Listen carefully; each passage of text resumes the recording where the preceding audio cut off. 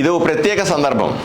గోవిందరాజులు అనేటువంటి రైతు యాక్సిడెంట్ అయింది, కాలు విరిగింది, నొప్పి కట్టలు కట్టినా కూడా నొప్పి ఎక్కువగా ఉంది. నా వల్ల నొప్పి తట్టుకోలేను అని ఆత్మహత్య చేసుకుందామని పురుగుల మందు తాగినాడు.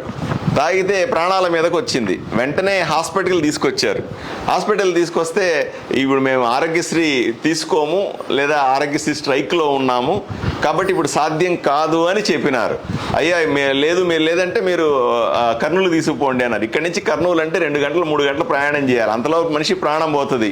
అయ్యా బాబు అని ఏదో రకంగా అడ్మిట్ చేసుకోండి అంటే, సరే మీరు మొత్తం డబ్బులు కడతామంటే ట్రీట్మెంట్ చేస్తామని చెప్పారు. మా పెద్ద లీడర్లందరూ కూడా పెద్ద మనిషిని పెద్దరికం చేస్తున్నామని చెప్పి ఫ్రీగా చేయించాల్సింది పోయి, సరే డబ్బులు కడతాడులే మీరు ట్రీట్మెంట్ చేయించండి అని చేశారు. వాళ్ళకు కూడా తెలియదు కదా పాపం, లీడర్లకు కూడా తెలియదు ఏ విధంగా కంప్లైంట్ చేయాలా, ఏ విధంగా పోట్లాడాలని. సో దాంతో ఈయన మొత్తం డబ్బులు ఖర్చు పెట్టుకున్నాడు. ఎంత డబ్బులు ఖర్చు పెట్టినావు? 2,30,000 కట్టినావు. ఓకే, మరి ఎట్లా కట్టినావు? చచ్చిపోదాం అనుకోండి, ఎద్దులు అమ్మేసి కట్టినాడు. చూసావా ఎంత దారుణంగా ఉంటుంది ఒక రైతు పరిస్థితి.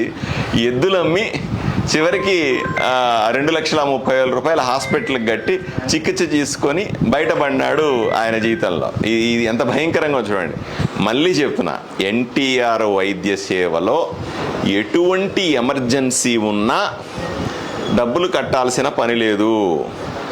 ఎన్టీఆర్ వైద్య సేవలో జోబిలో ఆరోగ్యశ్రీ కార్డు లేకున్నా డబ్బులు కట్టాల్సిన పని లేదు. 48 గంటల్లో వాళ్ళకు ఆ పేపర్లు ఇస్తే సరిపోతుంది.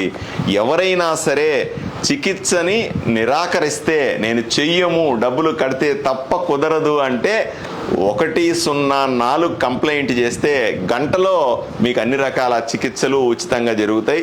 కంప్లైంట్ చేయడం అనేది హక్కు. ప్రతి ఒక్కరూ కూడా దీన్ని కంప్లైంట్ చేసి మీకు సరైన చికిత్సలు పొందాల్సిందిగా నేను సూచిస్తా ఉన్నాను.